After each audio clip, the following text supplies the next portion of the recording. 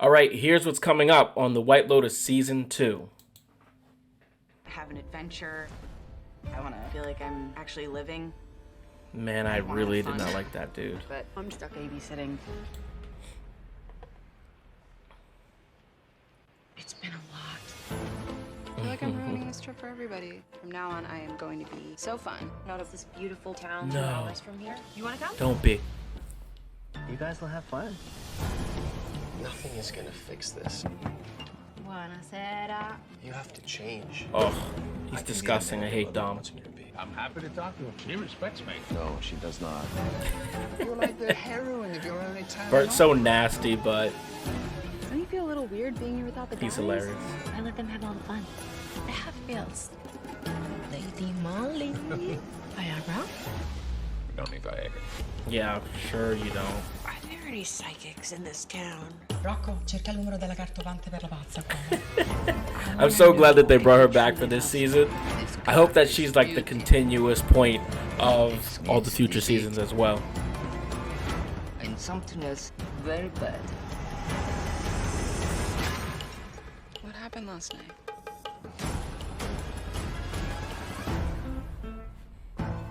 Okay. Season 2 of The White Lotus. So we just saw Season 1 open up.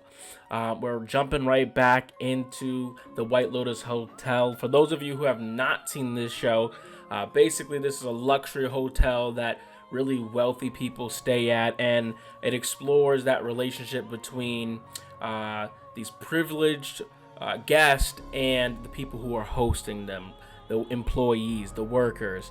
And what we saw in the first season, it starts out with a death, and you're sort of like, okay, how did we get here? This is supposed to be a vacation, stress-free break, you know?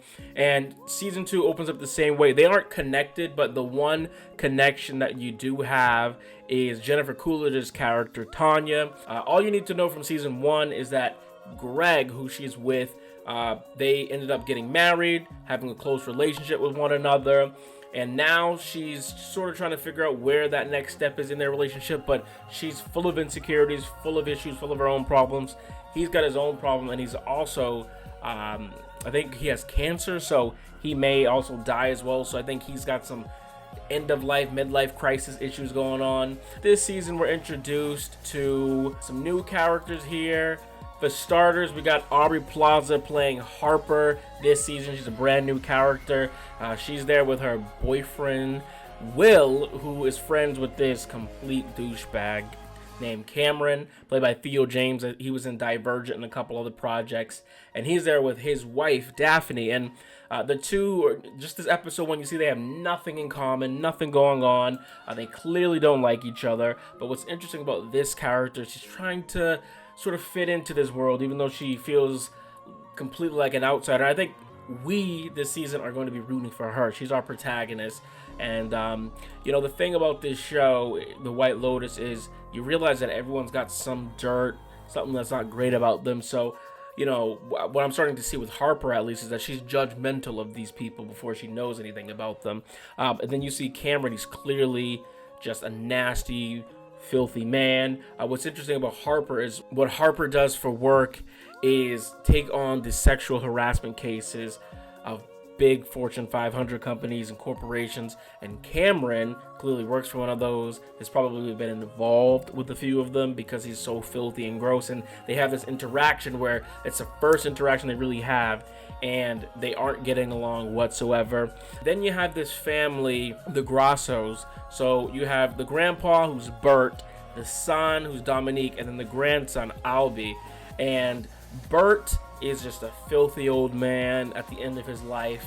He has all sorts of horny issues, which Albie does point out, which I thought was a funny interaction this episode, seeing them at the dinner table back and forth. And then you got Dominic, who clearly there's something has happened with his wife and this family where no one likes him. He's completely vilified. You know, there's very clear at the front that they want us not to like this guy. We don't know what happened or what he did that was so despicable. I'm guessing it has something to do with young girls, because when Albie and Bert are talking, he sort of alludes to it by saying, well, you guys have the same tastes. And we know that Bert is clearly a perv. Albie is this season's Quinn.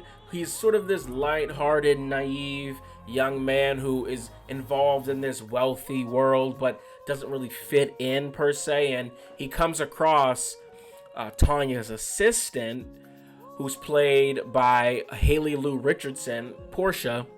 And I think we're going to see throughout this season these two get along with one another and start to create some bond and connection. Albie's father, Dominique, has no idea that his son is disgusted and hates him, and he's just sort of been dragged on this trip. He even tells him, he's like, this trip is supposed to be an opportunity for us to, take a break. It's a nice thing to do, to go on a vacation with your father, but it's completely just missed by Dominique. And so Albie, I believe, is going to venture off with Portia, probably learn some things about himself as well. Then you have this third sort of bunch who are these locals, Mia and Lucia. They currently are trying to manipulate and take advantage, and that's what we saw last season as well, is that some of the locals sort of take advantage of these wealthy people who have no idea what's going on, easy to take advantage of, just completely delusional, right? So Lucia and Mia are sex workers, or I'm not quite sure if Mia is quite yet, but we know Lucia is willing to sleep with the guests to make an extra buck. It was interesting to see Mia's first interaction with that pianist. She tried to flirt with him and I think get to know him a little bit better. I think she's maybe interested in the luxury of this life, but she's not willing to sort of sell her body for that, which totally fine, her body, her choice. And she pours the drink in front of the pianist. So they create this clear contrast between her and Lucia. Lucia ends up sleeping with Dominique at the end of this episode, and Mia rejects the whole idea. This season has already sort of showed us these different layers of the characters who we're dealing with, and I think watching season 1 sort of helps you understand the world that this show exists in, but I don't think it's necessary, and I think this is a great start for this season so far. We'll be making the White Lotus content every single week, so make sure you hit that subscribe button so you don't miss any videos, and I'll see you in the next video. Peace.